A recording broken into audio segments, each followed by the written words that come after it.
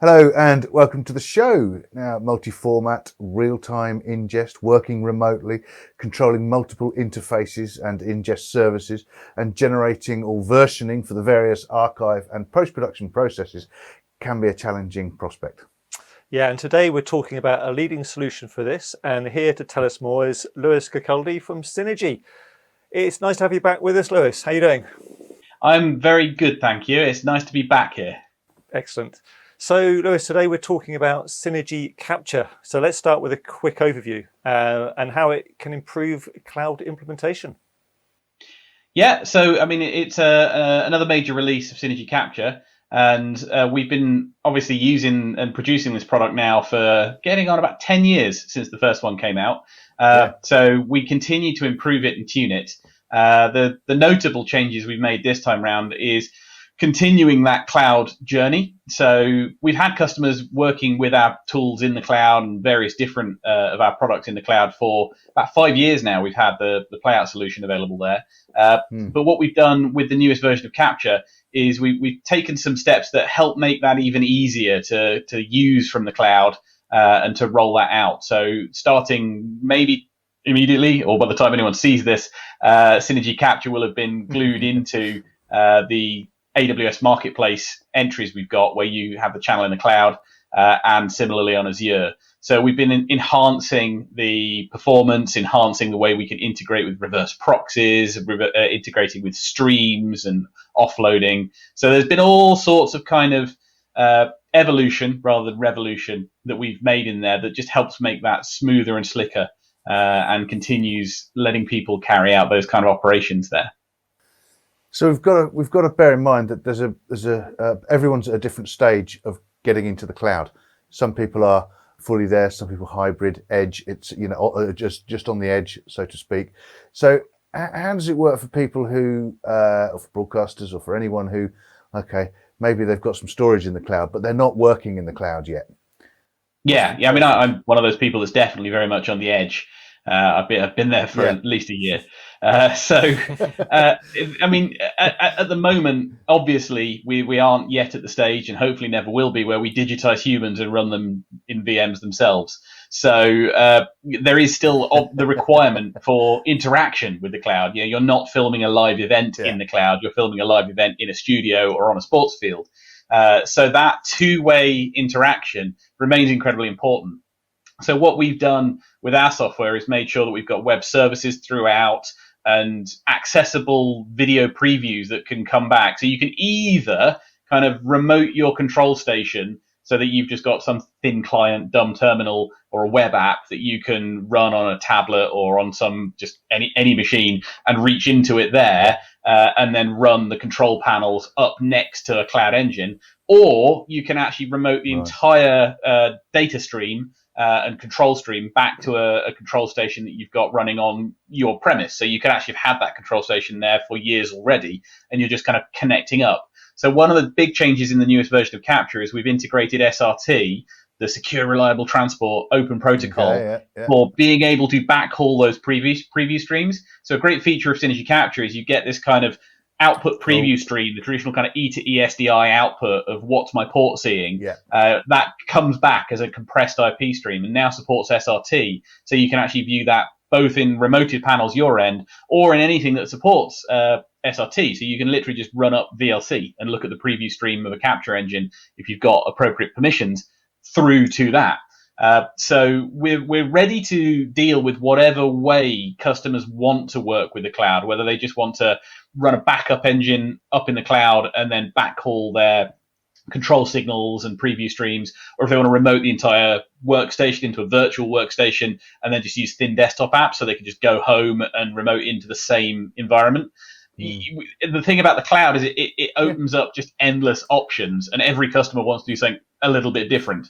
So the key to making something more cloud enabled for us is just continuing to open that spectrum of possibilities for people. Now, Lewis, we've been speaking for must be over 10 years now for trade shows around the world. And in recent years, you've been sort of leading the way in 8K technology, and particularly when we could have shows back in, I think last time we saw it was... Or Olympics. or yeah, in 2019, and you were doing some cool 8K demonstrations. How's that technology progressing? I mean, who's using 8K? And in terms of Cinegy Capture, how much does it take to run this software? Yeah, I mean, it's one of those things. It's the classic chicken and egg problem where there'll be no 8K until there's tools to do 8K, and then there'll be no tools to do 8K really until there's a reason for people to do it.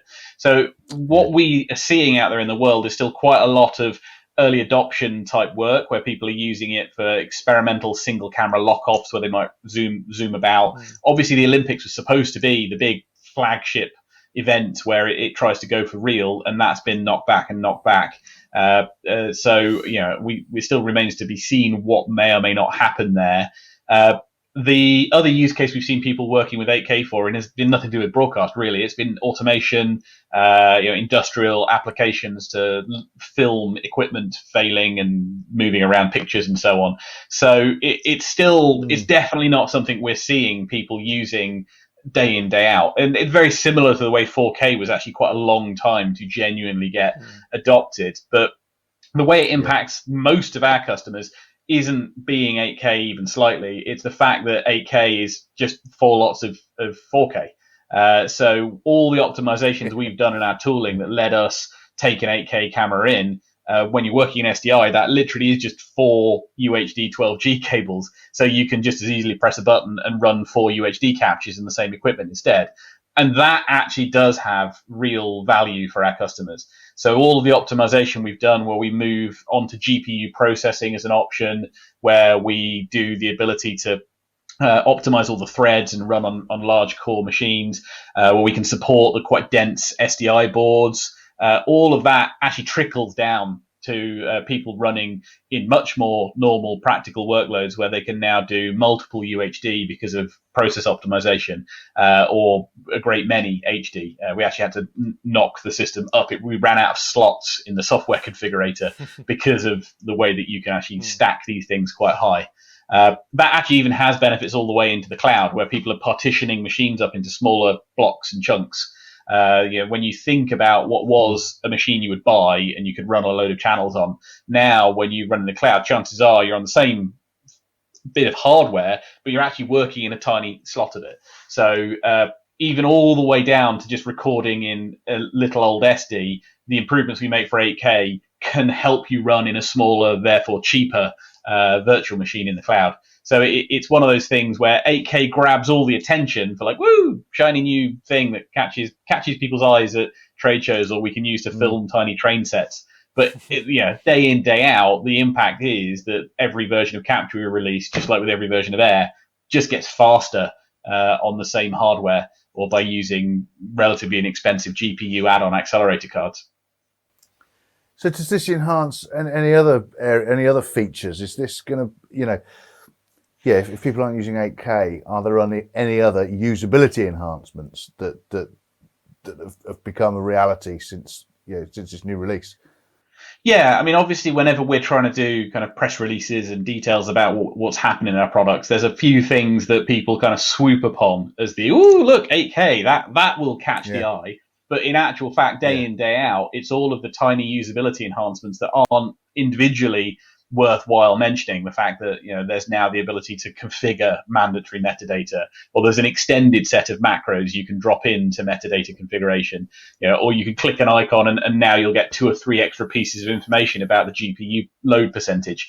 These things aren't the kind of stuff you can call out as being, hey, look at this, get this one because it's got an extra number for a GPU. But day to day, you take a few dozen of these enhancements and bundle them together, and people start going, oh yeah, that's nice, yeah. And then if they end up moving around and jump on an older one, they go, oh wow, I'm missing like the information, or I can't actually use that macro in this old one. We've got to upgrade it. So there continues to be just an evolution in what we do with those interfaces to make them better, to make them more remotable, but also just the boring stuff like making template editing easier and putting some better colored little dials of like how close am I to my GPU overloading and stopping.